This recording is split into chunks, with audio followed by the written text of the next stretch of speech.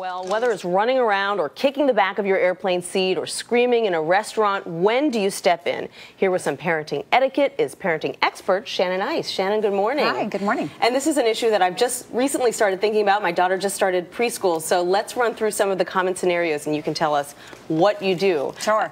So you're out to eat at a restaurant and the neighboring table has a child who has been crying throughout the meal.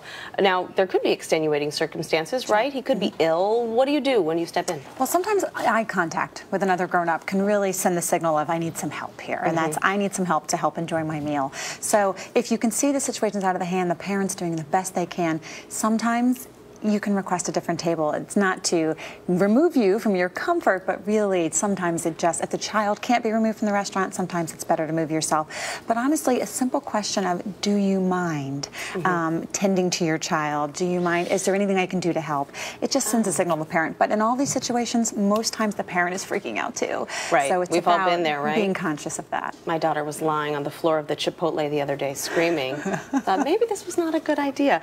Okay, next one. Here's one that is really for the ages. You're on an airplane. The kid behind you is kicking your chair, annoying you for the duration of the flight.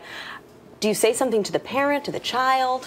I always do, and I usually address the parent because they should be in control of that situation. Sometimes I've turned around to the parent sleeping and this is happening, but it is a do you mind, could you please, and excuse me goes really far. The thing to remember about airplanes is a small space and kids are always inclined to make the biggest noise and the biggest scene there.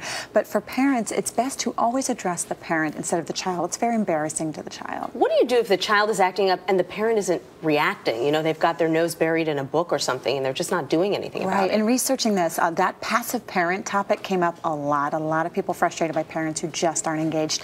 It's about engaging them. I had someone next to me the other day ask someone else, is there something I can do to help control your child? That was an interesting situation I saw go down, but it was trying to get the other parent to engage. Your child is out of control and affecting everybody.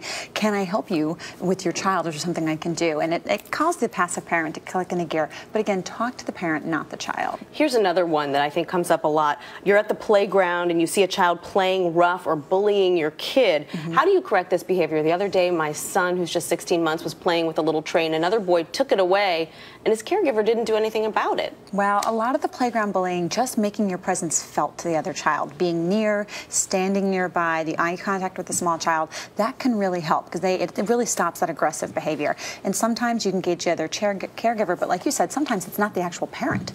So it's about how to engage. But a lot of times in the playground, we've seen just having the parent nearby and making eye contact with the other child can really stem some of that. Got it. Shannon Eis, parenting expert, thank you so much for your tips this morning. Really appreciate it.